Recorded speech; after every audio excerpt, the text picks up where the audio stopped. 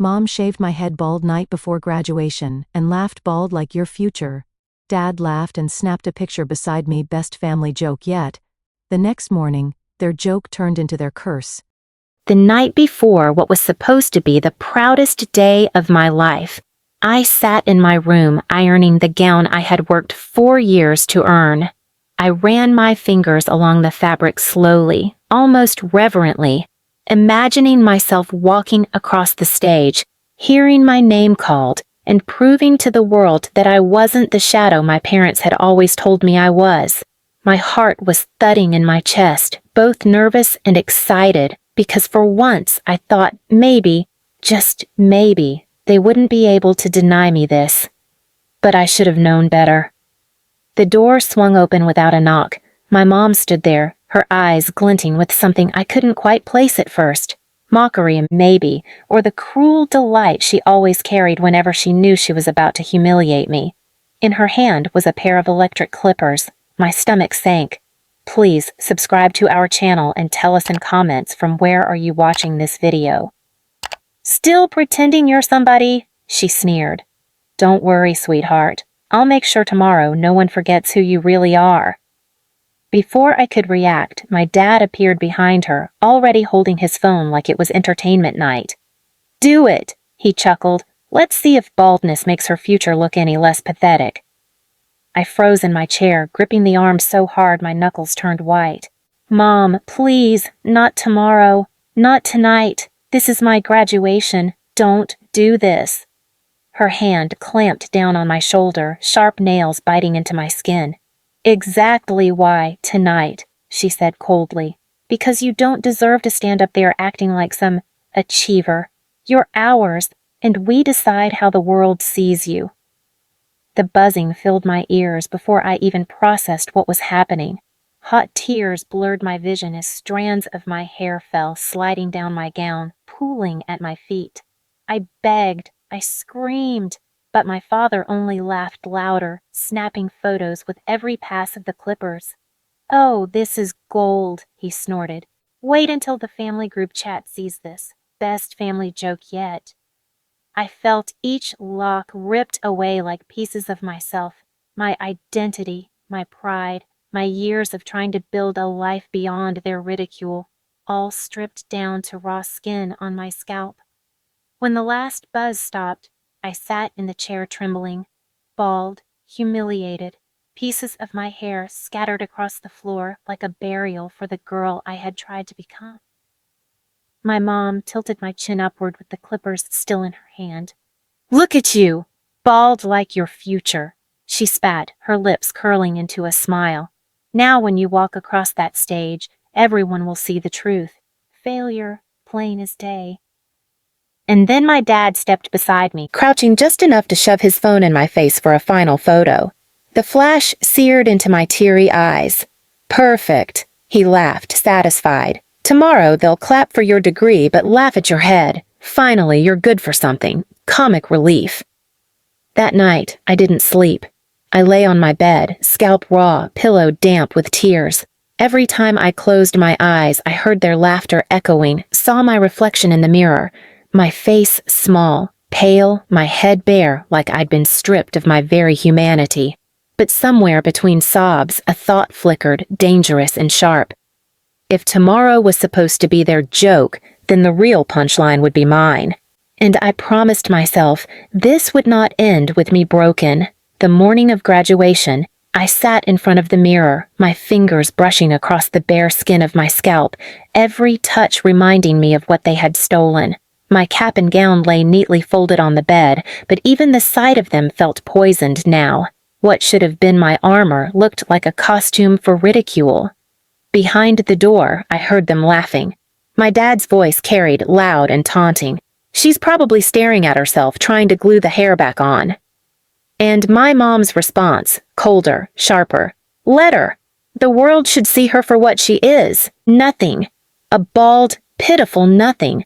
That degree doesn't make her more than what she was born as. I clutched the edge of the dresser so hard it almost splintered beneath my nails. Every word cut deep, but I swallowed the anger because I knew if I showed it, they'd win. I told myself to just make it through the day. Just walk that stage, take the diploma, and leave. That was the plan. When we arrived at the ceremony, heads turned immediately. It was impossible to hide my bald scalp under the mortarboard cap.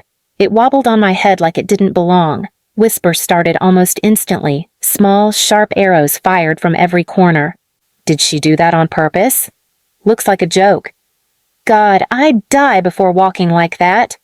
My sister, always the golden child, smirked as she brushed past me in her own gown. She leaned close enough for me to hear and whispered, "Careful not to blind the audience when the lights hit your shiny head." Then she glided forward, laughing with her friends. I tried to focus on the stage, the sea of chairs, the banner that read, "Congratulations, graduates." But the world felt smaller and darker with every passing minute. My parents didn't sit quietly in the crowd. They thrived in the attention. I saw my dad raise his phone, zooming in on me, making sure he didn't miss a single moment of my shame. My mom leaned toward the family in the row behind them, saying loud enough for me to hear, "We shaved her ourselves. Best laugh we've had in years." Their chuckles joined hers like a chorus of cruelty. My heart pounded so hard I thought it might crack my chest open, but I walked when they called my name. My legs felt like they weighed 100 pounds each. I stepped onto the stage, the cap tilting awkwardly, the harsh lights exposing the sheen of my scalp. Gasps rippled through the crowd, then laughter. Not polite, not kind. Real laughter. I heard it, I felt it, and in the middle of that wave of humiliation, my dad's voice pierced through like a blade. "Bald like her future!" he bellowed, loud enough for the microphone to catch it. The audience roared with laughter, not knowing it was deliberate cruelty, not realizing this was a family tearing one of its own apart. The dean tried to smile, tried to mask the tension, but even his eyes lingered too long on my head before handing me the degree. My hands trembled as I reached out, but before I could step away, I saw movement in the front row. My dad had gotten up, walked forward, and with a theatrical flourish, he ripped the degree out of my hand. "You think a piece of paper makes her someone?" He jeered to the crowd, holding it up like a prize. Then, with both hands, he tore it straight down the middle, the sound of paper ripping echoing across the hall. The audience gasped this time. Not laughter, shock. But before the silence settled, he grabbed the trophy I had been awarded earlier for academic excellence, lifted it high, and smashed it down against my head. The world blurred. Pain shot through my skull. I stumbled, catching myself on the podium, feeling warm blood trickle down my face. My cap fell to the ground, forgotten.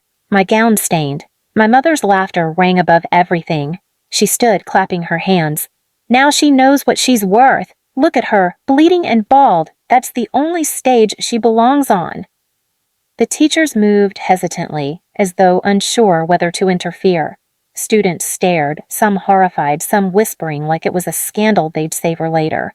My sister grinned from ear to ear, basking in my collapse as though it was her achievement. I should have fainted. I should have broken. But as I wiped the blood from my face with the sleeve of my gown, I looked out into that crowd and something inside me hardened. I saw my parents doubled over in laughter, my sister smirking like a queen, and I realized this was the last time they would ever laugh at me. Not because they'd stop, but because I would end it.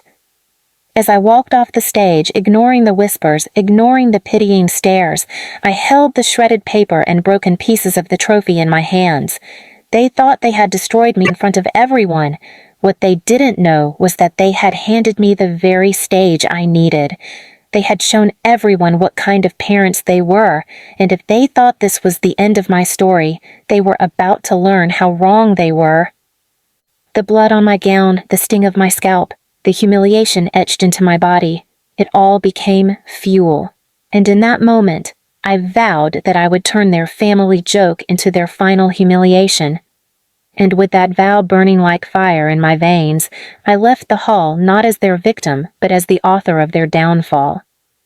The blood had dried stiff on my graduation gown, but it wasn't shame I carried out of that hall.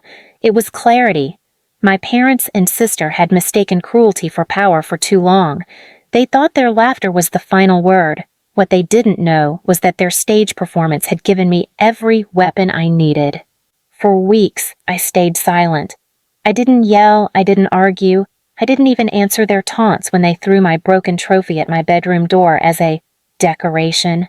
My mom would walk by, snickering, still bald, still pathetic, and my dad would lift his phone, pretending to take pictures of me like I was a sideshow attraction. My sister paraded around the house in her gown, deliberately leaving it draped over chairs or the banister, reminding me hers was clean and untouched. They wanted me to explode, but I didn't. Instead, I documented everything, every insult, every bruise, every drunken laugh when my dad replayed the video of him smashing the trophy into my head. He had uploaded it to his private folder on his phone, replaying it like his favorite comedy clip. He never noticed me standing in the shadows with my own phone, recording him laughing about it, bragging about how raising her this way is called parenting. I collected it all quietly, like a hunter setting traps. Then came the night of the family celebration. My sister had landed a small office job, nothing extraordinary, but my parents treated it like she'd been crowned queen of the universe. They invited neighbors, extended relatives, and even her old teachers. They rented a hall and decorated it with banners that read, "Pride of the Family."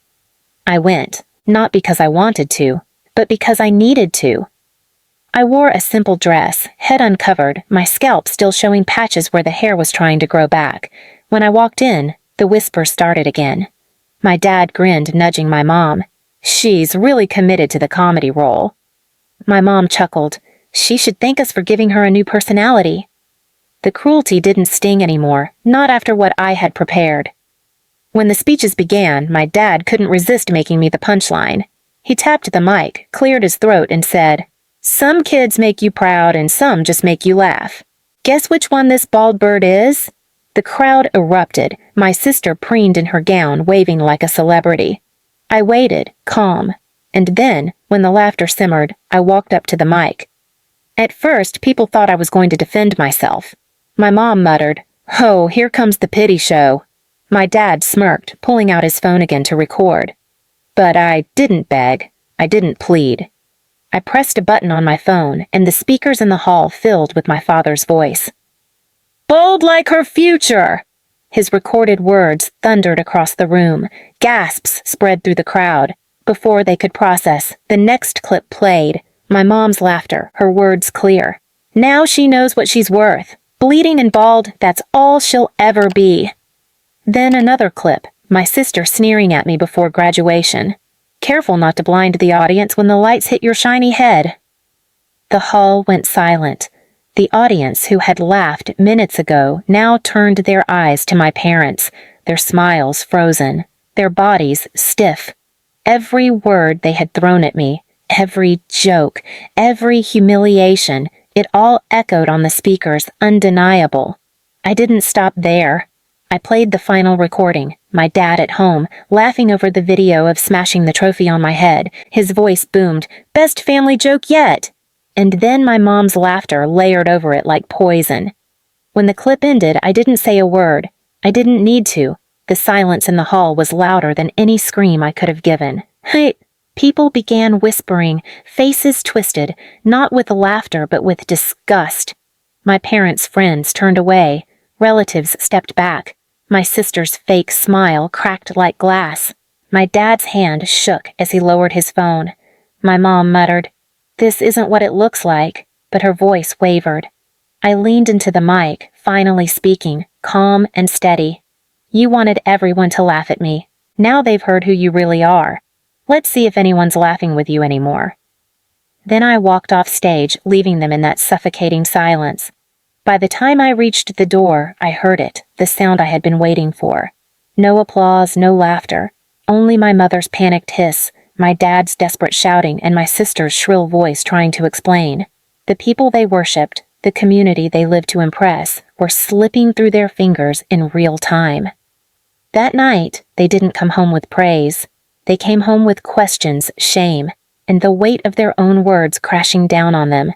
The neighbors stopped dropping by.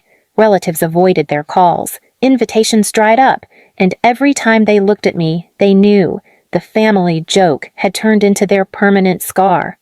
I didn't have to lift a hand. I didn't have to scream. I just let their cruelty speak for itself. And in doing so, I gave them a stage they could never walk off.